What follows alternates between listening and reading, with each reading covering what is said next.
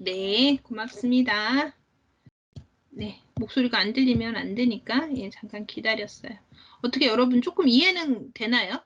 예, 이해가 조금 쉽게 해주려고는 하는데 여러분들이 좀 이해는 쉽게 되고 있는지 중간에 한번 질문하고 갈게요.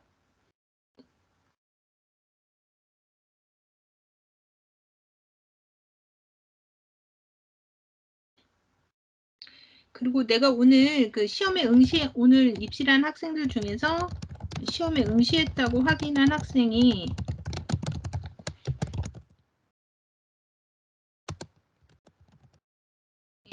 준이, 현지, 희진이, 혜진이 이렇게 4명 확인했거든요. 그래서 혹시 오류가 있으면 알려주면 왜냐면 여러분한테 이렇게 시험 응시한 학생들이 있으면 또 마지막에 개인별로 요약지를 제공해 주려고 해요. 그래서 여러분들이 교재를 뭐 여러 권 구매할 수는 없잖아요. 그리고 저작권 문제가 있어가지고 여러분들이 또 아무 교재나 우리가 또 사용할 수는 없어서 예, 여러분들에게 나중에 요약지는 그냥 이거 개인용으로 하고 여러분들이 나중에 정리하시면 될 것 같아요. 그래서 여러분한테 이거 시험 보기 전에 제공해 주려고 하니까 참고하면 좋을 것 같아요.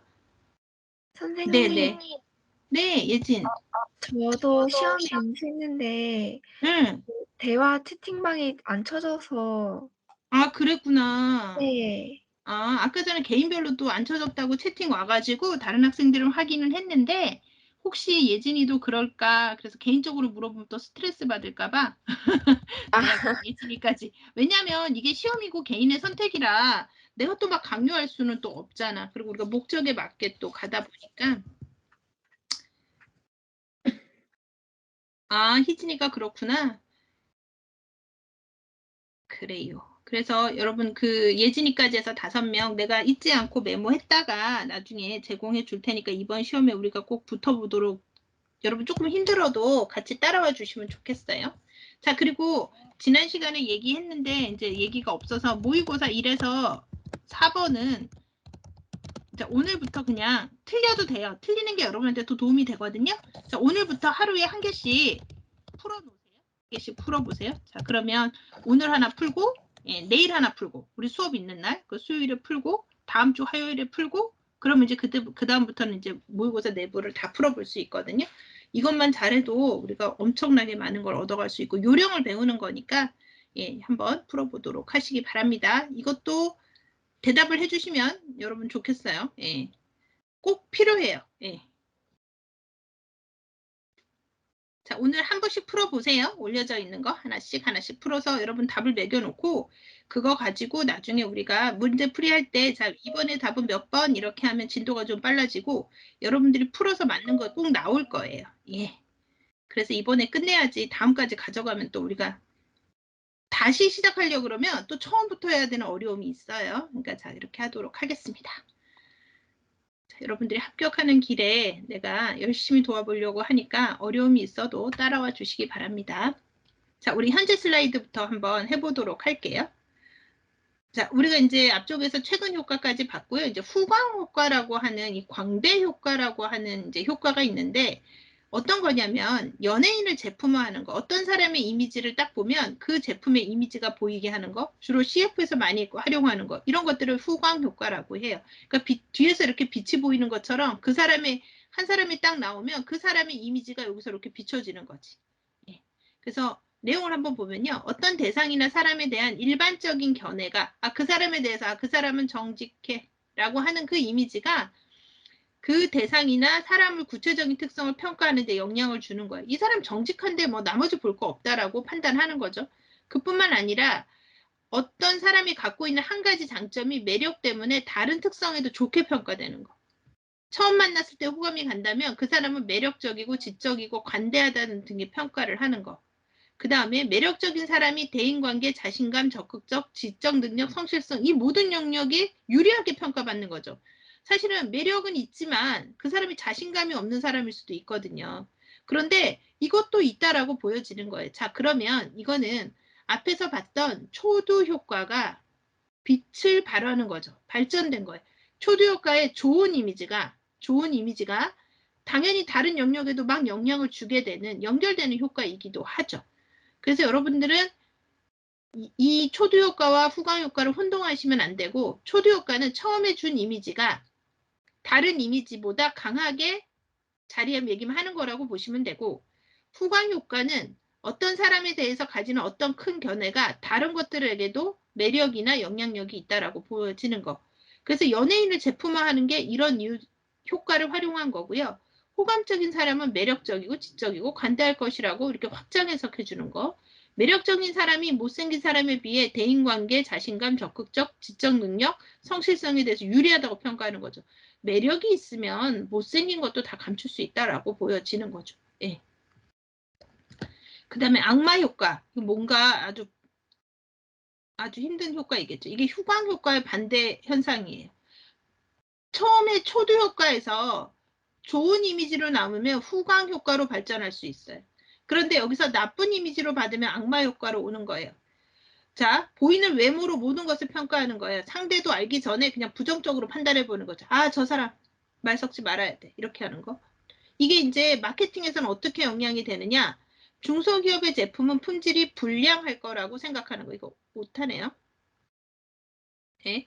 불량할 것이라고 생각하는 거. 그러니까 무의식적으로 그런 편견을 갖는 거예요. 그래서 브랜드 인지도가 높은 상품을 선호하는 사람들이 있어요. 뭐 S사, L사, 뭐 H사 이런 데 거, S사 이런 데 거를 선호하게 되는 것은 어떻게 보면 이 그 중소기업 제품이 나쁠 거라고 생각하는 바로 이 부분에서 오는 반대 급부일 수도 있죠. 그래서 부정적인 모습, 열등한 외모 때문에 그 사람의 다른 측면도 다 부정되는 평가를 받게 되는 거예요. 자, 마른 사람은 성격이 예민할 거라고 생각하고 뚱뚱한 사람은 게으를 거라고 이렇게 판단하는 이런 거. 몸이 아파서 뚱뚱할 수도 있어요. 되게 부지런하고 청결할 수도 있는데 근데 사람들은 일반적으로 그냥 외형으로 보이는 이걸 가지고 그 나머지를 다 평가하는데 이게 좋은 것이면 좋은데 이게 나쁜 걸로 영향을 가져가는 걸 악마 효과라고 해요. 자, 부정적 효과는요. 그 부정적인 특징이 긍정적인 특징보다 인상 형성에 더 강력한 작용을 준다는 거예요. 예. 이 이상하게 초두 효과 처음에 그러니까 좋은 이미지를 주면 얘는 그냥 뭐 좋다 해서 막 많이 발전하는 경우는 연예인 정도지만 처음에 부정적인 인상을 준 게 좋은 이미지로 가려면 시간이 더 오래 걸리고 계속 잔존하는 나쁜 이미지가 남아 있는다는 거예요. 그래서 사람들은 타인의 인상을 평가할 때 긍정적 정보보다는 부정적인 것에 더 큰 비중을 둔대요. 예. 그래서 현저성 효과와 다른 의미로 구분해서 이해한다. 근데 여기서는 일단 현저성 효과 우리 아직 안 배웠으니까 위에 것만 볼게요. 부정적인 것이 긍정적인보다 사람에게 더 오래 강하게 영향력을 준다. 10번 좋은 일을 하고도 한 번 나쁜 일을 하면 그 사람 나쁜 사람인 거예요. 아, 내가 그 나쁜 걸 몰랐던 거지. 근데 10번 나쁜 일을 해서 한 번 좋은 일을 하잖아요. 이 사람 좋은 사람이라고 하지 않아요. 예. 그러니까 부정적인 게 이렇게 큰 영향을 준다는 거죠. 10번 지각하다가 어디 안 늦었어요. 그렇다고 해서 이 사람 제 지각하는 애 아니야 이렇게 얘기 안 하거든요. 그런데 10번 근면성실하게 나왔는데 이상하게 임원회의, 사장회의 때만 거래처 회의 때만 이 사람이 늦어. 그러면 여기서 늦는 이 행동이 당연히 지각생이야라고 늦는 그 행동보다 더 나쁘게 인식된다는 거예요. 이거는 여러분들이 뭐 자, 10번 잘하고도 한 번 어떤 사람의 딱 그 하면 안 된다고 했던 선에 걸리면 이 사람은 그냥 부정적 요소로 남게 되는 거 이런 것들을 부정적 효과라고 해요. 자, 맥락 효과. 처음 인지된 이미지가 이후 형성되는 이미지의 판단 기준이 되고 전반적인 맥락을 가져간다. 이거는 뭐 그냥 연결이 된다 이런 얘기죠. 긍정적 정보가 들어오면 같은 대상에 대해서 다른 정보가 들어왔을 때도 긍정적. 반대일 때는 부정적 생각을 하겠다는 거죠. 온화한 사람이 머리가 좋으면 지혜로운 사람이라고 하고요. 이기적인 사람이 머리가 좋으면 교활하다고 하는 거예요. 예, 이렇게 표현하는 거. 그러니까 처음에 온화한 사람이라고 인식이 되면 머리가 좋다라고 하면 아, 지혜로운 사람이고 현명한 사람이네 이렇게 긍정적으로 나타나는데 처음에 되게 이기적이고 타인에게 배려할 줄 모르는 사람의 이미지를 딱 주면 그 사람이 똑똑해도 아, 그 사람 현명하고 똑똑해라는 얘기가 아니라 장깨 부리고 교활하고 이기적으로만 쓸 거야. 이렇게 생각을 한다는 거죠. 이런 게 이제 맥락 효과. 연결해서 생각하는 거. 그다음에 빈발 효과. 이건 자주 발생하는 거. 계속적으로 자주. 그러니까 뭐 예를 들면 이렇게 돌이 있으면 정으로 계속 쳐서 이렇게 크게 구멍을 내는 이런 거. 한 번에 깨트릴 수도 있지만 이런 것들을 빈발 효과라고 해요.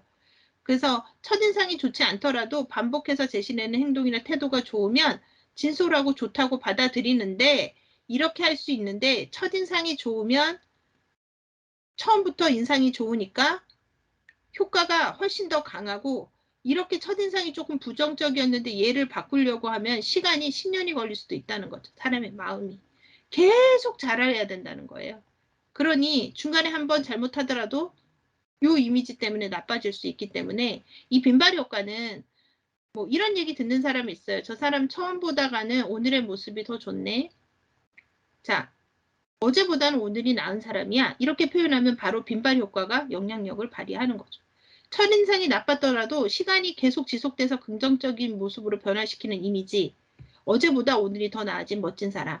네, 이렇게 되는 거가 쉽지 않죠. 그런데 유지해야 되긴 하죠. 쉽지는 않지만 또 만약에 첫인상이 부정적이었다면 이런 효과를 가져올 수 있도록 노력을 해줘야 되는 거죠. 자, 호감 득실 효과. 예. 누군가 자기를 싫어하다가 점점 좋아되게 경우에는 자기가 많은 이득을 얻었다고 보는 거예요. 반대로 누군가 자기를 많이 좋아하다가 싫어하게 되면 큰 손실을 느꼈다라고 생각을 하는 거예요. 누군가 계속 자기를 싫어했어. 그런데 팀 프로젝트를 한 이후에 이 사람이 자기에게 내가 몰랐던 면이 있어서 당신 되게 괜찮아 해서 호감을 많이 느끼면 내가 되게 많이 얻은 것 같은 거예요. 예.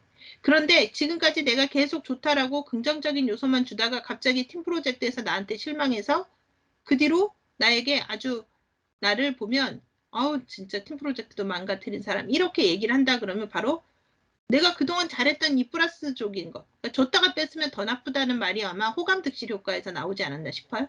그 플러스적인 것을 모두 다 잃어버리게 하는 거. 이런 것들이죠. 자신이 처음에 좋아해 주던 사람보다 자신을 싫어하다가 좋아하는 사람에게 더 마음이 가는 게 사람이라는 거예요. 예. 자신을 처음부터 계속 싫어하는 사람보다 자신을 좋아하다가 싫어하는 사람을 더 싫어하게 된다는 거죠. 쟤는 나의 친친구였는데 내 마음도 모르고 어떻게 제가 저럴 수 있지라고 느끼는 거 바로 그런 게 호감 득실 효과라는 거죠. 평소에는 무심하다가 뒤에서 세심하게 마음을 써주고 가끔 자상한 면을 보이는 사람에게 더 마음이 간다는 거죠. 어느 CF인가에서 이게 무슨 약이었던 것 같은데 타이레놀인가? 뭐 하여튼 그런 약 선전이었던 것 같은데 거기에서 팀장이 계속 팀원에게 업무적 지적을 하죠. 그러니까 이 사람이 그리고 언제까지 해가지고 오라고 얘기하니까 네 하고 자리에 돌아가서 두통을 느낍니다. 그런데 여기 이제 이 상사가 그 두통을 느끼는 걸 알고 책상 위에 자리 비웠을 때 약을 가져다 주고 자리를 비우죠. 그랬을 때 이 사람이 느끼는 것은 바로 여기서 계속 지적만 하던 팀장은 나를 내 업무 능력에 대해서 평가를 못 해준다라고 느꼈지만 마음으로는 너가 지금 힘든 상황, 일이 힘든 거지. 네가 능력이 떨어지지 않는 거야. 나는 너를 생각해. 라고 하는 이 감정적인 걸 줬을 때 팀장에 대한 믿음은 더 높아갈 수 있는 거. 이런 CF가 바로 이런 호감 득실 효과를 활용해서 일어나게 되죠. 그래서 여러분들이 앞에서 봤던 이런 효과들은 CF에서 많이 활용하기도 하고요. 비즈니스 현장에서 이제 그 고객들을 응대할 때도 이런 효과를 많이 사용하게 되죠. 현저성 효과, 이거 앞쪽에서 부정성 효과하고 다른 개념이니까 이해해라 라고 했던 거. 이제 부정성 효과를 여러분들이 알았으니까 현저성 효과는 무엇을 얘기하는지 볼게요. 한 가지 두드러진 특징을 가진 정보가 인상 형성에 많은 영향을 미치는 효과, 큰 목을 차지하는 심리적 효과, 그 다음에 현저성, 편향, 독특성 효과라고 하는데 일반적으로 사람 사물을 볼 때 전체 모습을 보지 않고 눈길을 끄는 것을 먼저 본 다음에 그것에서 받은 인상만으로 전체 사물과 사람을 그 속내까지도 판단하는 현상. 오류가 되게 많을 수 있겠죠. 상대방이 제시하는 여러 정보에 대해 공평하게 주의를 기울이는 것이 아니라 현저하게 한쪽으로 치우쳐서 주목하는 것. 이런 걸 얘기하는 거예요. 튀는 사람이 눈에 더 잘 들어오고 그 사람이 가장 영향력 있어 보이는 거. 그러니까 예를 들면 이런 거죠, 여러분. 비대면 수업을 하면서 교수자 입장에서 느끼는 것은 대면 수업에서 이제 잘 응대하는 사람은 물론 비대면 수업에서도 잘 합니다. 그런데 비대면 수업 상황에서 자기 의견을 얘기하는 친구들이 나와요. 대면 수업에서는 얘기하지 않다가. 자, 이런 사람들을 딱 볼 때 비대면 상황에서는 이 친구가 그 적극성이 떨어진다라고 판단하지 않죠. 왜? 반응하니까. 근데 대면 상황에서는 적극성이 뛰어나는 친구는 딱 손을 번쩍번쩍 들고 얘기하는 친구들에 대해서만 적극성이 있고 들지 않는 친구들에 대해서는 적극성이 떨어진다라고 보는 요 하나의 대답을 빠르게 해주는 그 피드백에 대해서 이 사람에 대해서 모든 관심을 기울여서 아 쟤는 공부도 잘할 거고 쟤는 과제도 잘 낼 거고 이렇게 생각을 하는 거죠. 또한 무언가에서 선발 기준이 될 때 적극성을 나타내는 친구를 찾아야 된다 그러면 이 친구를 선호하게 되는 거 이런 게 현저성 효과예요. 그런데 비대면 상황에 딱 들어오게 되면 이 이제 그 우리가 수업을 좀 해보면은 대답을 안 하던 친구들도 대답하는 친구들이 나오는 거거든요. 이런 친구들의 특징은 뭐냐면 타인을 인식하는 게 어려운 거예요. 대면인 상황에서 다른 학생들이나 다른 사람이 내가 대답한 걸 어떻게 생각할까 이래서 대답을 못 하다가 이제 비대면 상황에 오니까 내 얼굴도 보이지 않고 이러니까 여기서 자기 의견을 틀려도 상관없잖아요. 의견을 낸다는 거 그렇게 표현해 보는 거 이런 거에서 이런 현저성 효과가 조금 감소되는 효과를 나타내는 게 비대면 교육의 특징이기도 하죠. 그러니까 아주 단점만 가졌다라고 볼 수는 없다라고 판단하고 있기도 하고요. 이런 부분에서는 타인을 많이 인식하는 학생들에게는 어떻게 보면은 더 조금 집중하고 도움을 받을 수 있는, 왜냐하면 타인을 인식하지 않으니까. 이런 부분도 지금 나타나고 있는 것 같아요. 그래서 여러분들이 현저성 효과도 이해해 주셨으면 좋겠습니다. 자, 요것 때문에 어렵다고 했던 거예요, 여러분. 여기 있는 이 효과들을 이해하고 외워야 되니까. 근데 외울 때 어떻게 외우냐면요, 여러분. 여기 밑에 있는 사례를 기억하면서 외우시면 좋을 것 같고요. 어떤 경우에는 이 사례가 지문으로 나와서 맥락 효과를 설명한 것으로 맞는 것은 아니면 이렇게 온화한 사람이 머리가 좋으면 지혜로운 사람으로 보이고 이기적인 사람이 머리가 좋으면 교활할 것으로 해석된다라고 해놓고 이것이 무슨 효과냐 이렇게 나오기도 해요. 그래서 이렇게 밑에 쪽에 나와 있는 예시를 같이 연결해서 이해하시면 더 좋지 않을까 싶습니다. 자, 이와 같이 이제 자기 이미지에 대해서도 생각해보고 이미지 메이킹 프로세스도 기억해보고 그 다음에 우리가 이제 그런 왜 이미지 메이킹을 하면서 어떤 효과를 우리가 기대하는지 효과들에 대해서도 좀 알아보았어요. 자, 그러면 이제 퍼스널 브랜딩이라고 하는 개념에 대해서 알아보도록 하겠습니다. 이 퍼스널 브랜딩의 개념에 대해서 묻는 문제가 나오기도 합니다. 자신을 브랜드화로 만들어주는 거죠. 예. 뭐 우리가 알고 있는 뭐 현대, 삼성, 대우, 이런 것처럼 LG, 이런 것처럼 SK, 이런 것처럼 브랜드화 하는 거예요. 특정 분야에 대해서 먼저 자신을 떠올릴 수 있도록 만드는 거. 그 다음에 자신이 가지고 있는 꿈, 가치관, 비전, 장점, 능력을 분석해서 자기의 포지션, 위치가 어디인지 판단하게 하고 그 다음에 그것이 갈 목표를 정해서 차별화하는 거죠. 다른 사람들과. 이게 경쟁력이잖아요. 예. 그리고 이게 능력이고 그렇게 함으로써 경력과 자기 개발을 하는 것. 이것을 이제 퍼스널 브랜딩 과정이라고 해요. 이미지 메이킹보다가 더 적극적이고 목표 지향적이죠. 어떤 목표가 들어가냐면 자신의 포지션을 보고 목표를 향해서 차별화하고 경력을 쌓아가는 게 플러스 되는 것을 퍼스널 브랜딩이라고 해요. 그래서 이미지 메이킹과 조금 다르다라고 판단하시면 되겠죠. 아, 이미지 메이킹보다 여러분 이거 이렇게 하면 또 혼동이 되겠지? 예, 이렇게 적극적으로 목표 지향적이다라고 이해하시면 될 것 같아요. 자, 그러면 이제 퍼스널 브랜딩과 이미지 메이킹까지는 퍼스널 브랜딩 여러분 개념만 이해하시면 돼요. 자, 그러면 이와 같이 했을 때 이제 첫인상, 이제 이 이미지 메이킹에서 우리가 일단은 면접이든 고객을 대하든 어떤 상황에선 첫인상의 개념이 이제 스타트로 시작이 되거든요. 자, 이렇게 볼 때 개념 한번 볼게요. 첫눈에 느껴지는 인상, 사람에게 비춰지는 자신의 모습. 그러니까 여기서 사람에게, 이 사람 뭐예요? 타인이잖아요. 바라보는 사람. 이 사람이 주관적 관점으로 나를 보는 거예요. 그러니까 어렵죠. 첫인상은 처음 만난 지 2초에서 10초 내에 결정이 낸다고 해요. 사람의 첫인상은 머릿속에서 쉽게 사라지지 않고 이게 초도효과. 한번 결정된 좋지 않은 인상을 바꾸는 데는 아무리 이게 빈번하게 해서 계속 한다 그래도 바꾸는데 너무너무 어려운 시간이 걸리기 때문에 그걸 노력하는 것보다는 그냥 이렇게 처음에 좋게 보이는 게 더 좋다는 거죠. 그래서 여러분 이게 맥락 효과하고도 연결이 되고 후광 효과하고도 연결이 되고 그렇기 때문에 첫인상 관리가 되게 중요한 거예요. 자, 콘크리트 법칙이라는 법칙이 있는데 한 번 이미지화돼서 첫인상으로 바꾸는 데는 40시간 이상의 재만남이 필요하대요. 이렇게 하느니 그냥 첫 만남에서 10초 내에 해결 보는 게 낫죠. 그 다음에 한번 결정된 좋지 않은 인상을 바꾸는 데는 더 많은 노력이 필요하다라고 해요. 그렇기 때문에 우리가 빈번 효과가 아무리 있다고 해도 이게 몇 년 걸릴 수도 있다는 거죠. 그 속에는 어려움도 겪어야 되고 그 어려움 속에서 내가 어떤 모습을 보여주느냐 이런 것 때문에 바뀔 수 있다라는 거죠. 최근 효과가 라고 있다 그래도 처음에 이미지가 안 좋았는데 갑자기 내일 이미지가 확 좋아질 수는 없다는 거죠. 이것도 맥락이라던가 이런 빈번 효과가 많이 유지돼야 최근의 효과가 좋은 이미지를 보여줄 수 있으니 첫인상 관리가 대단히 중요하다라고 얘기를 해요. 콘크리트가 이렇게 단단한 건데 요즘 우리 뉴스에는 조금 아픈 이야기도 있죠. 자, 보세요. 첫인상이 가지는 특징은요. 신속해요. 대단히 빠르고요. 일회성이에요. 10초 내에 그냥 결정 내고 그걸로 그냥 오래 간다는 거예요. 일방성이에요. 주관적이죠. 상대편의 마음대로. 연관성, 맥락 효과. 앞으로의 거와 이렇게 연관을 한다는 거죠. 그 다음에 얘가 영향력을 가져가. 역시 맥락. 예. 후광 효과 이런 것도 여기서 나타나는 거죠. 악마 효과도 첫인상에서 안 좋으면 악마 효과가 나타날 수도 있는 거니까 영향력이 있는 거죠. 첫인상이 전달되는 데는 2초에서 3초, 길게는 10초. 순간에 전달이 된다는 거예요. 처음 한번 전달되고 각인되어진 정보는 평생 기억에 남아서 변하지 않을 수도 있다는 거죠.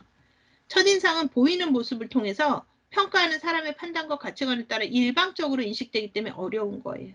그 사람이 어떤 경험과 어떤 판단을 가지고 있는지 우리는 모르니까.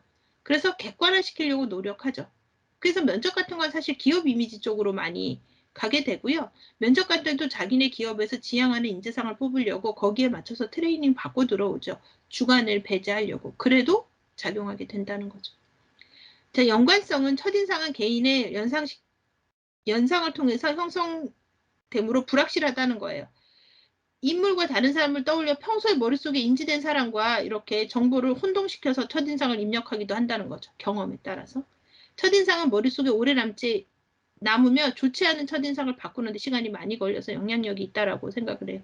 이때 좋은 인상 주면 후광 효과 볼 수 있는데 예, 잘못하면 악마 효과로 계속 남아서 아주 힘든 상황이 될 수도 있다는 거죠. 메리비안의 법칙이라고 여러분들이 들어봤을 텐데 이 메리비안의 법칙이 첫인상을 설명하는 법칙이기도 해요. 사람이 어떤 사람을 딱 만났을 때 그 사람이 말하는 단어나 언어 이런 거에 대해서는 7% 정도 인지를 가지고요. 그 다음에 시각적으로 느끼는 거는 네, 55%를 가진대요. 그러니까 시각적이 되게 중요하죠. 그래서 이미지 메이킹 하면 표정, 매너, 몸가짐, 옷차림 여기가 이 시각적 요소 때문에 이 부분을 강조하는 거예요. 그 다음에 말소리, 말투 이런 것들이 잔존하게 된다는 거죠. 38%. 그렇게 보면은 언어적인 거를 제외한 청각적이고 시각적 요소가 차지하는 비율이 예, 몇 프로야 이게? 3%, 93%를 차지한다라고 보이는 거죠. 그 중에서도 시각적 요소가 55%. 그러니 첫인상에서 주는 이 55%의 영향력을 우리가 간과하고 갈 수가 없다는 거죠. 자, 그러면 바로 그 이미지, 시각적으로 보이는 것 중에 첫 번째 나오는 게 표정의 개념이에요. 자, 표정을 연출을 해야 되는데 표정이 뭐냐면 표정은 내면의 어떤 의미가 얼굴로 표출되는 거예요. 이렇게 보기 때문에 여러분 웃으면서 통화하면 고객에게도 밝은 마음이 전달된다는 거죠. 웃으면서 눈 맞추면서 인사하면 고객에게도 환대받는다는 느낌을 준다는 거죠. 표정으로도 자신의 마음을 표현할 수 있고요. 말하는 사람의 마음을 읽을 수도 있죠. 왜 여러분 가끔 위로를 꼭 말로 하는 게 아니라 어떤 사람의 눈빛과 그 사람의 표정과 말 없이 침묵 속에서도 나를 바라주는 것만으로도 내가 위로를 받을 수가 있잖아요. 그게 바로 표정이 주는 힘인 거죠. 자, 표정이 바뀌면 그 사람의 감정도 실제로 바뀐다고 해요. 그래서 마음의 징표이고요. 정신을 표현하는 게 표정이에요. 나의 마음과 심리 상태를 표출하는 것으로 상대에게 심리적 영향력을 미치게 되죠. 여러분 TV에서도 보면 요즘 리얼리티가 많이 나오는데 보다가 보면 그 사람의 심리 상태를 딱 볼 수가 있죠. 예. 뭐 특히 요즘 서로 이렇게 대화를 많이 나누는 이렇게 프로나 이런 것들 보면은 본인들끼리 어떤 공동적인 소재를 가지고 얘기하지만 거기서 서로 의견이 다를 때 나타나는 그 표정이나 눈빛 이런 거 보고 PD들이 여기다가 자막 막 넣어주죠. 이 사람 아직 아무 얘기 안 했어요? 그런데 여기다 넣어주는 거예요. 왜? 이 사람 표정에서 벌써 말하고 있는 것들이 있어서. 그래서 긍정적인 이미지를 전달하려면 여러분 밝게, 글도 밝게, 말도 밝게, 표정도 밝게 하는 게 좋겠죠. 이런 표정과 관련된 그 실험이 하나 있는데요. 한번 볼게요. 그 프리츠 스트렉이라고 해요. 프리츠 스트렉. 예. 안면 피드백 효과라고 하는데 그 독일의 심리학자인 그 스트렉은 실험을 두 가지 해서 두 집단으로 나누어서 했대요. A 집단에게는요, 볼펜을 이빨로 물게 하여 인위적으로 미소 짓는 표정을 만들게 하고요. B 집단에게는 볼펜을 이빨로 물게 해서 불만 있는 표정을 만들어서 만화책을 보게 했대요. 그러니까 한 집단은 좀 불만스럽게, 또 한 집단은 예, 좀 긍정적인 것으로 이제 만화책을 본 거예요. 참가자들이 만화책을 다 읽은 후에 얼마나 재미있는지 질문을 했더니 모두 다 볼펜을 이빨에 물기는 했잖아요. 웃음을 띤 표정으로 만화책을 본 A 집단 참가자들이 B 집단 보다가 더 재밌었다라고 했다는 거예요. 똑같은 만화책을 봤는데 이거 하나만으로도 미소 지으면서 보세요 하니까 벌써 마음이 즐거우니까 즐겁게 들렸던 거예요. 그 다음에 마음이 불편하니까 더 어려웠던 거예요. 그러니까 여러분도 시험 공부하려고 그러면 시험이라는 그 스트레스가 존재하죠. 그리고 어떤 일을 할 때, 공부를 할 때 그 스트레스가 존재할 때 마음이 저걸 통해서 내가 시험에 합격할 수 있을 거야. 나 오늘 여기서 뭐 하나 꼭 얻어가서 이 중에 시험 문제 많이 나왔으면 좋겠다. 이런 긍정적인 마음으로 하면 여러분 되게 즐겁게 들리고 재미있게 들리고 머릿속에 남는다는 거죠. 그럼 여러분 혼자 하는 공부 시간 줄여도 되겠죠? 그러니까 여러분 이제는 이런 표정 연출을 배웠으니까 여기에서 여러분의 삶 속으로 좀 적응시켜보면 도움이 되지 않을까 싶어요. 자, 그래서 밝은 표정이 주는 효과는요. 눈은 마음의 창이고 눈은 사람의 진실을 알아볼 수 있고 본심을 가장 단적으로 표현하는 커뮤니케이션이죠. 그래서 여러분 서로 불편한 관계에서 눈 맞춤을 시키잖아요. 못합니다. 잘. 예, 웃고 이러죠. 사람의 내면 세계는 눈빛과 눈동자의 움직임, 눈길의 방향, 눈을 맞추는 자세, 그 다음에 시간 등을 통해서 겉으로 표현이 되는데 그러니까 형사들이 저기서 들어오는 사람의 눈빛의 움직임만 보고도 저 사람이 범행을 뭘 했을 거라는 걸 안다는 거죠. 그럼 이런 밝은 표정을 지으면 어떤 효과가 있냐? 건강해진다. 웃는 근육을 많이 사용하면요. 과학적으로 건강해진대요. 웃는 근육을 인위적으로 사용하잖아요. 그러면 내가 웃고 있다고 착각을 한대요. 그러면 그 즐거운 호르몬을 방출시켜 준다라고 하죠. 뇌가 대단히 똑똑하지만 또 어떨 때는 이렇게 단순하기도 하다는 거예요. 감정이입의 효과. 나의 밝고 환하게 웃는 표정을 보면 타인도 기분 좋아지게 한다는 거죠. 예, 집에 들어갔을 때 엄마가 환하게 웃으면서 왔니? 하면 좋은데 엄마가 오늘 화난 일이 있어서 대답도 안 하고 묵묵한 표정으로 등 돌리고 서 있으면 엄마 무슨 일 있나? 이렇게 느끼게 하는 거. 이런 것도 이런 거라고 볼 수 있죠. 마인드 컨트롤의 효과. 밝은 표정을 지으면 실제로 기분이 좋아진다라고 해요. 신바람 효과. 웃는 모습으로 생활하면 기분 좋아진 게. 그래서 예전에 신바람 박사님 막 나오셔가지고 방송에서 막 웃고 신바람 나게 하는 거. 신이 나서 신이 나는 게 아니라 그분을 보고 있으면 이렇게 힘이 올라가는 듯한 느낌 이런 거. 실적 향상의 효과. 즐겁게 일을 하다 보면 업무율이 높아지고 이게 높아지죠. 아 오늘 하루도 일해야 돼가 아니라 예, 오늘 열심히 일하면 예, 이번 주말에는 무슨 일 있으니까 나 빨리 하고 금요일날 잠무 안 할 거야. 그래서 그 일을 다 하면 기분이 좋죠. 그렇게 즐겁게 한 것은 성과도 좋게 나올 수 있다는 겁니다. 그 다음에 또 성과가 나쁘다고 해도 받아들임이 긍정적이라서 빨리 업무에 복귀할 수 있고 업무를 바꿀 수 있다는 거죠. 그 다음에 효과면서 효과는 상대가 표정이 밝으면요. 저 사람 나 좋아하나 보다 생각해서 나도 그 사람에게 좋은 반응이 나가는 거. 이런 거죠. 예. 이런 것들입니다.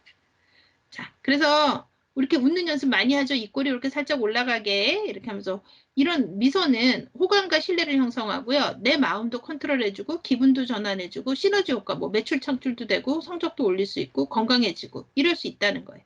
간단하게 요약하면 이렇게 얘기할 수 있고요. 그것을 길게 설명하면 이런 효과를 볼 수 있다는 거죠.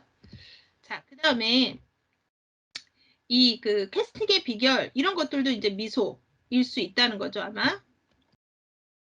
네, 그 다음에 웃음을 통하면 면역력도 올라간다라고 하고요. 그 다음에 엔돌핀 작용으로 스트레스도 감소한다고 해요. 네, 그 다음에 자 울바는 눈의 처리. 이 눈이 참 중요하죠. 사람이 진실을 보는 창이라고도 하고요. 자 상대방을 지나치게 오래 쳐다보지 않아야 하고요.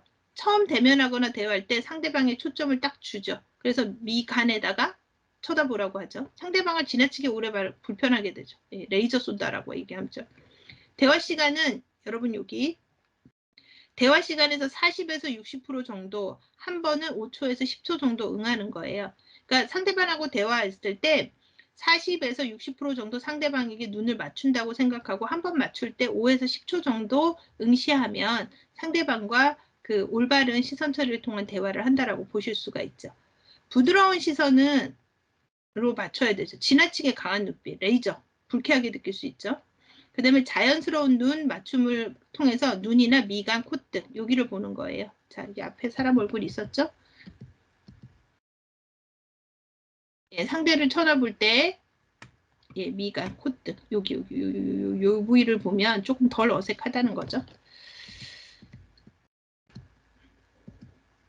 네, 상대방의 눈높이에 맞추어서 시선을 맞춰주는 거. 시선은 완만한 각도로 상대방의 눈높이에 맞춰주는 게 중요하고 시선과 몸의 방향이 일진성이 되도록 몸을 상대방 쪽으로 약간 숙여서 상대방과 이야기하면서 주의를 기울여 주는 거예요. 그래서 그런 게 있었어요. 어떤 꼬마 아이가 그러니까 그 초등학교 입학 전 아이가 어떤 시상대에 올랐을 때 어른과 키 차이가 많이 나는데 이 어른이 이렇게 무릎을 꿇고 이렇게 앉으셔가지고 아이와 이렇게 시선을 맞춰서 여기 상장을 주시던 요런 케이스가 있었거든요. 대단히 아름다운 모습이었죠. 이 남성분이 무릎을 꿇으시고 아이와 시선을 이 아이는 아마 여기서 자기를 대해주는 존중감도 느꼈을 거고요. 이 상이 주는 큰 의미와 이 어른의 따뜻함을 얻었을 것.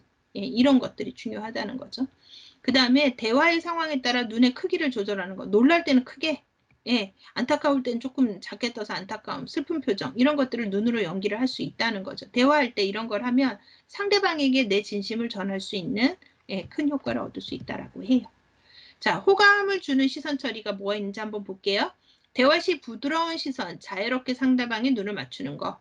그 다음에 자연스럽게 눈을 맞추려면 예, 맞추던 시선을 눈, 이렇게 코, 미간 사이에 번갈아 보는 거. 그 다음에 대화 상황에 따라 눈의 크기를 조절해주면 호감을 줄 수 있다라고 해요. 피해야 될 눈의 표정, 두리번거리거나 침착하지 못한 신뢰감을 주지 못한다는 거죠. 그리고 그 경찰의 어떤 그 자범을 보고 이렇게 눈을 보면서 아, 저 사람은 자범, 그러니까 뭐 그 쓰리꾼 이렇게 느끼는 것들도 바로 이런 것들로 상황을 살피는 걸로 인지할 수 있었던 것처럼. 그 다음에 눈을 자주 깜빡거리는 거. 예. 그 다음에 상대방을 위아래로 훑어보는 거. 절대로 하면 안 되죠. 예, 절대로. 예. 그 다음에 곁눈질을 보는 거. 이런 거 우리가 무심결에 해요. 자기 내면에서 듣기 싫은데 하면 이렇게 싹 쳐다볼 때 조심해야죠. 그다음에 상대방을 뚫어주기에 응시하는 거, 레이저 쏜다라고 하는 거, 그 다음에 치켜들거나 위아래로 하는 시선. 이렇게 하면은 당연히 상대방이 하면 안 좋은 시선이겠죠. 요거 두 개 비교해서 간혹 시험에 나옵니다. 자, 그 다음에 표정에 대한 상대방의 해석. 이런 거죠. 나의 표정, 상대방의 해석. 자, 환하게 미소 지으면요. 반갑다, 호감 있다 이렇게 긍정적으로 느낀대요. 곁눈질을 하잖아요. 그러면 불만, 의심, 두려운 상태 마음이라고. 그 다음에 미소를 갑작스럽게 탁 멈추면 말과 행동에 대한 불쾌감을 딱 준다고 느낀다는 거예요. 그 다음에 특별한 반응 없이 무표정하면 거부, 귀찮음. 눈을 마주치지 않으면 거부, 부담감, 숨기는 느낌, 집중하지 않는 상태. 눈을 크게 뜨고 계속 바라보면 흥미 있고 관심 있다고. 위아래로 훑어보는 거, 불신, 경멸. 미소를 짓다가 다시 무표정한 유지. 자기에게 유리한 무언가를 계산하고 있다라고 생각한다는 거죠. 예. 이기주기적으로 볼 수 있다는 거죠. 눈살을 찌푸리는 거, 거절, 반대. 치켜드는 거, 거부, 항의. 내리뜨고 보는 거, 거만한 자세, 상대를 무시하는 표정. 네, 이렇게 느낀다는 거예요. 그래서 우리 표정 하나, 눈길 하나에도 사람들은 말하지 않지만 이게 바로 비언어적, 예, 비언어적 행동이죠. 이런 것들 통해서 상대방은 이렇게 느끼니까 이런 게 바로 시각적 효과라고 보실 수가 있어요. 55%의 영향력을 가지는. 우리가 말로 하는 것보다 더 큰 영향력을 가지고 있죠. 말로는 예 하는데 표정은 이렇게 내리뜨고 있어요. 그러면 상대는 얘를 진실로 안 보고 저 사람 지금 거만한 자세로 나 무시하는 거네. 이렇게 느낀다는 거죠. 자, 그 다음에 서 있는 자세 한번 보겠습니다. 이제 공수 자세가 나오는데 여기도 보면 오른손이 위로 올라가 있고 여기 왼손이 오른쪽에 위에 있는 거. 평상시의 공수 자세. 자, 등과 가슴을 곧게 펴고 허리와 가슴을 일직선이 되게. 예, 이렇게. 그 다음에 아랫배에 힘을 주고 단전을 단단하게. 바로 이 부분에 손을 올려놓죠. 보통 우리가 힘 주려고. 그 다음에 밝은, 표정은 밝게. 얼굴은 상대방의 여기 미간 있는 데를 바라보고 턱은 살짝 당겨준다. 턱을 살짝 뒤로 당겨준다. 우리가 그 나도 강의하다 보면 모니터를 자꾸 보다 보니까 나도 모르게 이렇게 앞으로 가게 되거든요. 그런데 이제 여러분들이 비대면적으로 사람들을 볼 때는 의식적으로 턱을 살짝 이렇게 뒤로 당겨줘서 내 자세가 이렇게 좀 이마가 앞쪽으로 오게 하면 이 시선 쪽으로 어려움이 덜하다고 해요. 그 다음에 여성은 오른손 공수 자세. 그 다음에 발꿈치는 붙이고 발의 앞은 살짝 벌려서 V자가 되게. 남자들은 이렇게 V자가 되게 하고요. 여성분들은 스커트 많이 입고 이러니까 이럴 때 발을 이렇게 크로스로 해서 한 발 앞으로 나오게. 몸을 한쪽으로 기울이지 않도록 목의 균형을 유지하는 게 중요한데 요즘 우리 거북목도 많고 해가서 자연스럽게 목이 이렇게 되는 경우가 있어서 이게 이제 컴퓨터 많이 보고 핸드폰 많이 봐서 일어나는 현상이죠. 이걸 다시 올리고 사실 목의 모양은 이렇게 되는 게 좋죠. 이게 척추 모양은 약간 들어가줘야 되죠. 그래서 바른 자세를 하려고 하는 거. 걷는 자세는 자, 등을 곧게 펴고 걸으면요. 자신감 있어 보이고요. 가슴은 쫙 펴고 어깨는 힘을 뺀다. 요 가슴, 여기는 쫙 펴고 이 어깨는 힘을 내리는 거예요. 근데 우리가 일반적으로 똑바로 쓰세요. 그러면 그 의식하지 않으면 나도 마찬가지예요. 어깨에 이렇게 힘이 올라가가지고 어깨가 이렇게 올라가요. 이게 어깨가 올라가면 상대방에게 편안한 자세를 준다기보다는 좀 부담스러움을 줄 수가 있거든요. 그래서 여기서는 어깨에 힘을 뺀다가 여러분들이 잘 놓치는 거고 앞쪽에 서 있는 자세에서는 네, 그 턱을 살짝 당겨준다. 이거 잘 놓치는 거예요. 그다음에 정면을 향하도록 하고 턱은 가볍게 당긴다. 역시. 그다음에 무릎을 곧게 펴고 배에 힘을 주어 당기며 몸의 중심을 허리에 둔다. 여기 이 부분에 둬야지만 걷는 자세가 바르죠. 그다음에 손은 가볍게 주먹을 쥐고 양팔은 자연스럽게 흔들어 준다. 그다음에 무릎 부분이 스치는 느낌으로 벌어지지 않도록 걷는다. 그래서 일자걸음 걸을 때는 일직선으로 걷는다. 그래서 여러분 걷는 방법이 가끔 지분으로 나오기도 해요. 자, 발 뒤꿈치가 먼저 나오고 그다음에 발바닥, 발끝. 근데 여러분 걸을 때 이렇게 슬리퍼 이렇게 끌듯이 걷지 마시고 이제 뒤꿈치, 발바닥, 그 다음에 발끝 이렇게 한번 걸어보시면 이게 이렇게 롤링 효과처럼 되거든요. 그래서 등산을 가거나 이럴 때도 좀 평지를 걸을 때 이렇게 걸으면 훨씬 빠르게 걸을 수 있고요. 자세도 이렇게 발라지게 됩니다. 그래서 여러분 요거 한번 해보세요. 발꿈치, 발바닥, 발끝. 롤링 효과처럼 이렇게 자연스럽게 계속 움직여서 물결치듯이 가게 돼요. 요거 기억하시고요. 앉은 자세에서는 조금 여기에서는 이제 그래도 잘 나오는데 한번 보도록 할게요. 자, 의자의 균형을 잘 유지해서 허리를 곧게 펴고 앉는 게 중요한데 여기 의자 뒤의 자세에 대해서 시험에 잘 나옵니다. 여성은 두 손 무릎 위에 나란히 놓고 무릎을 붙여서 한쪽 방향으로 모은다. 예, 이건 여러분들이 잘 알죠? 남성은 두 손을 무릎 위에 나란히 놓고 다리를 약간 벌려서 이제 좀 평형 감각으로 안정감 있게 앉아라. 근데 이거 쩍벌남을 얘기하는 건 아니에요. 그렇게 하면 안 되죠. 여자의 경우 오른손으로 치마폭을 뒷정리한다. 이거 무슨 얘기냐면 여기 앉을 때 아무리 그 좁은 것이라고 해도 여기 뒤쪽에 엉덩이 쪽에서부터 쓸어내서 치마폭 정리해서 아래쪽으로 넣고 앉지 않으면 여기와 여기에 공백이 생겨가지고 상대편이 되게 부담스러워서 시선을 어떻게 처리해야 될지 모를 때가 있어서 바로 치마폭 정리하는 거 해야 되고요. 등받이 깊숙이 앉는다는 얘기는 뭐냐면 의자가 이렇게 있으면 여기 엉덩이 여기다 가져다 놓는다고요. 예, 여기다 깊숙이. 예, 이렇게. 깊숙이 않고요. 자, 등과 등받이 사이. 보통 우리가 척추가 일반적으로 척추도 이렇게 휘어 있어야 되잖아요. 그러니까 등과 등받이 사이 이렇게 척추가 휘어서 일자로 올라간다 그러면 좀 과하게 했지만 여기에 주먹 하나 들어갈 수 있게. 예, 주먹 하나 들어갈 정도로 간격을 두는 거. 요게 여러분들이 잘 잊어버리는 자세예요. 그래서 요걸 기억해 주셔야 됩니다, 여러분들이. 네. 등과 등받이 사이는 주먹 하나가 들어갈 정도의 간격을 준다. 그다음에 고개를 반드시 하고 역시 턱을 당겨준다. 그다음에 몸 전체에 힘을 빼고 편안하게 한다. 몸 전체에 힘을 빼고 편안하게 한다는 거 어깨가 이렇게 편안하게 내려오게 되는 이런 상태가 되겠죠. 그래서 여러분들이 이런 키포인트들을 조금 기억해 주시면 좋겠습니다. 주먹 하나 들어가야 된다고 등받이에 주먹 하나 들어가게 앉는다가 아니라 깊숙이 앉아주되 허리를 딱 자세를 잡으면 허리의 원래 모양대로 사람이 된다는 거죠. 그랬을 때 여기 주먹 하나 들어갈 정도로 되고요. 우리도 앉아있을 때 딱 앉아서 뒤쪽에다 주먹 하나 놓았을 때 이게 지금 불편하다 그러면 내 허리가 원래의 모습을 잃어가고 있다고 생각해서 이 자세를 지켜줘야 되고 이거 하려고 코어 운동 해주는 거죠. 네, 그렇게 기억하시면 되겠습니다. 그 다음에 이제 방향과 이제 방향 안내 동작이 나오는데요. 이건 뭐냐면 손님이 오시면 손님을 어떻게 안내할 거냐를 설명하는 겁니다. 시선은 상대방의 눈을 먼저 보고 가리키는 방향과 손을 함께 보고 상대방의 눈을 다시 보는 3점법. 3점법을 한다. 점을 3번 찍는다는 거예요. 상대방의 눈, 미간 있는 쪽 눈을 보고 지시하는 방향을 보고 상대방의 눈을 보고. 자, 그럼 여러분 화면에 보일지 모르겠는데 한번 해볼게요. 자, 내가 상대방을 딱 보면 상대방이 앞에 있다면 상대방이 눈을 보고 그 다음 내가 오른쪽으로 알려주면 오른쪽으로 손 안내했으면 이 손끝을 한번 보고 그래서 방향 안내를 하고 그런 다음에 다시 한번 상대방의 눈을 봐서 제대로 이해했는지를 본다는 거예요. 그래서 여러분들 상대방의 눈 지시하는 방향의 손끝 여기를 보고 다시 점을 상대방의 눈을 찍는다. 기억해 주시면 좋겠습니다.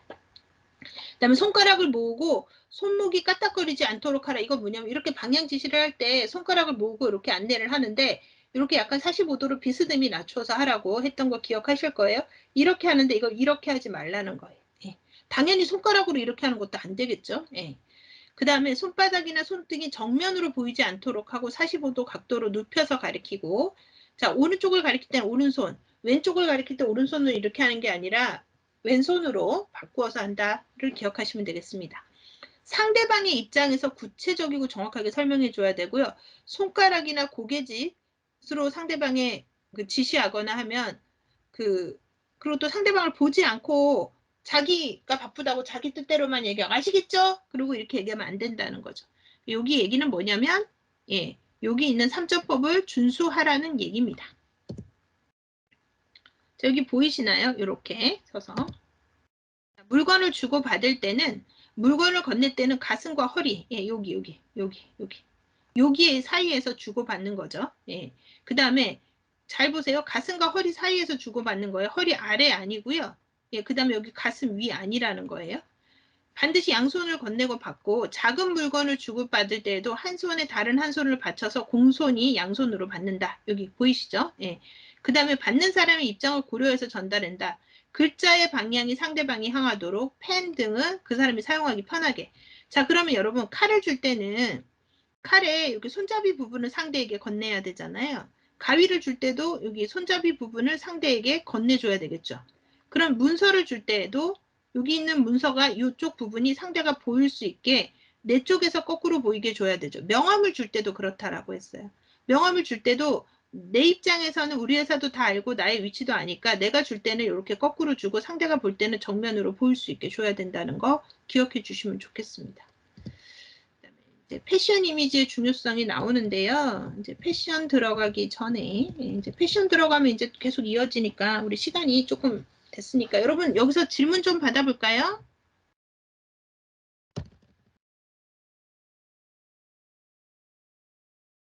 패션을 들어가면 한꺼번에 연속해서 해야 되기 때문에 자 여기까지 이해가 안 된 부분 있을까요? 없으면 문제 몇 개 풀어볼까요?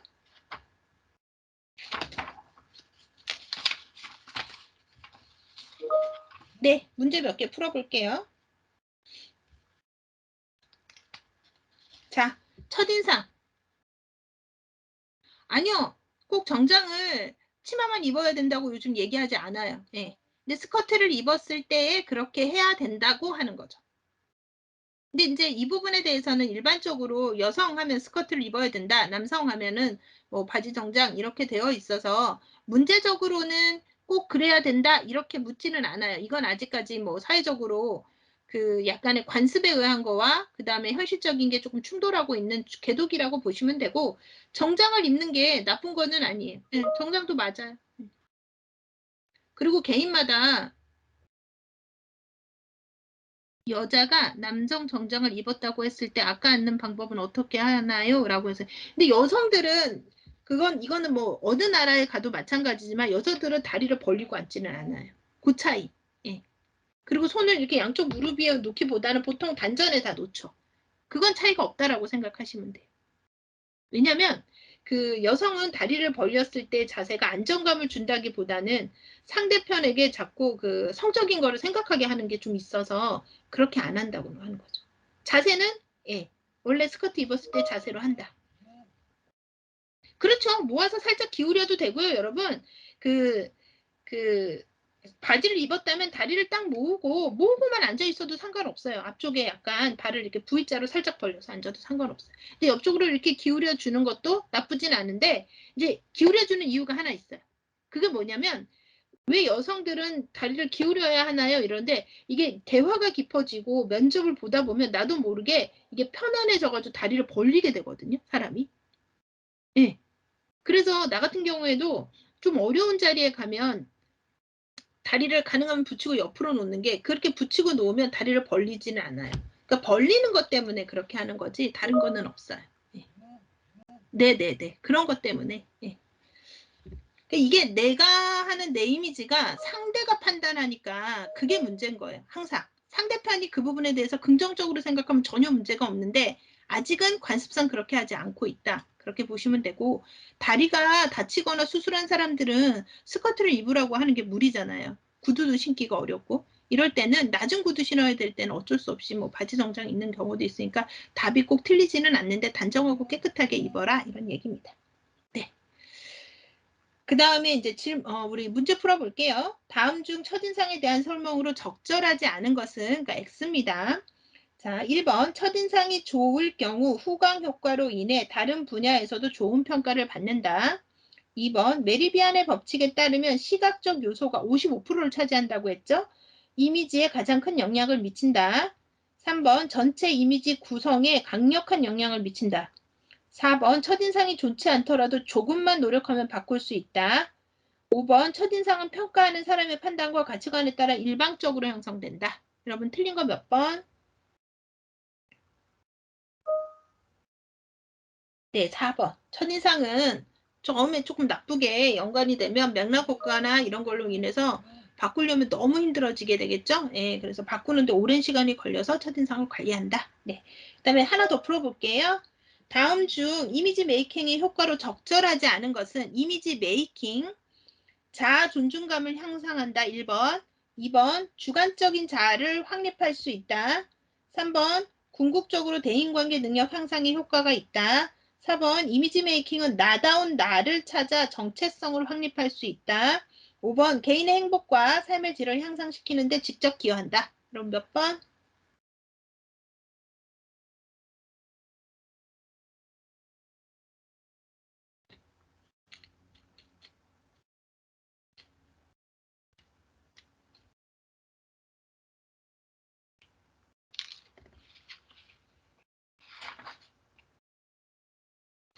여러분 어렵죠?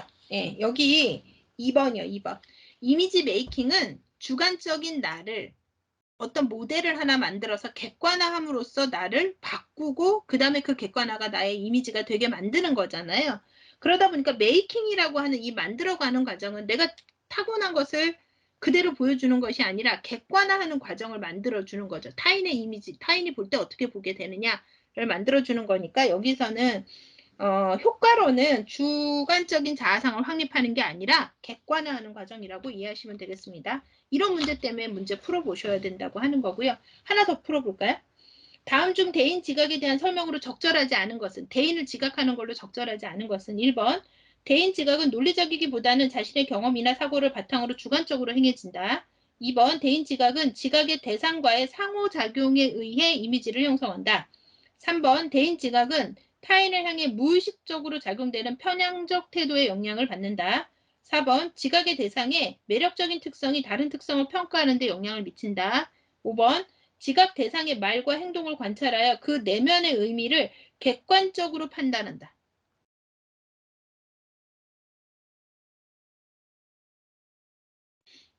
여러분 교재에 있는 문제고요. 예. 5번. 5번이 답이에요. 지각 대상의 말과 행동을 관찰하여 그 내면의 의미를 그러니까 객관적으로 판단하지 않죠. 자기 주관적으로 추측해서 판단하는 거죠. 객관화한다 그러면 굳이 뭐 첫인상에 타인이 나를 어떻게 보는지 의미가 없겠죠. 나에 대해서 제대로 봐주려고 노력할 거니까. 근데 그렇지 않고 타인이 자기 마음대로 생각하니까 추측해서 판단하니까 그게 문제가 되는 거죠. 그래서 여러분들이 이미지 메이킹을 하는 건 나를 객관화시켜서 타인에게 나를 객관적으로 내 객관화된 모습을 보고 그 사람이 인지해주게 만드는 거고 사람들이 좋아하는 이미지로 만든다는 거고 그 다음에 대인 지각은 바로 이렇게 자기 편향적으로 생각하는 것들이 있기 때문에 객관적으로 인식해주지 않기 때문에 우리가 이미지 메이킹을 하는 거다 이렇게 이해하시면 될 것 같아요. 이해가 되셨을까요?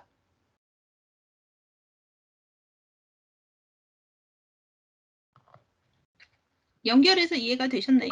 네. 네, 지금 시간이 50분이 됐고요. 우리가 여기서 4교시를 마쳐야지만 내일 이제 패션부터 이어갈 수 있을 거고, 내일 9시에 만날 거고요. 오늘 끝나면서 여러분들을 그 출결로 점수 받으려고 하면 여러분 만족도 조사 해야지만, 예, 여러분들 출석은 내가 전달하겠지만 그 90% 이상 참석해야 출석 인정되고요. 그 다음에 그건 시간표 내가 전달하고 여러분이 만족도 조사 해야지만 크로스 체크 해가지고 된다고 하니까 이미 잘 알고 있겠지만, 자, 퇴실하면서 우리 만족도 조사 해주고 가시면 되겠습니다. 여러분 오늘 모의고사 하나 1번 꼭 풀어 놓으세요. 그래야지 우리가 뒤쪽에서 편안하게 풀어볼 수 있고 내가 틀린 걸 이해할 수도 있고 하니까요. 예, 어려운 문제는 안 풀어도 되겠습니다. 네, 여러분 수고하셨어요. 여기까지 할게요.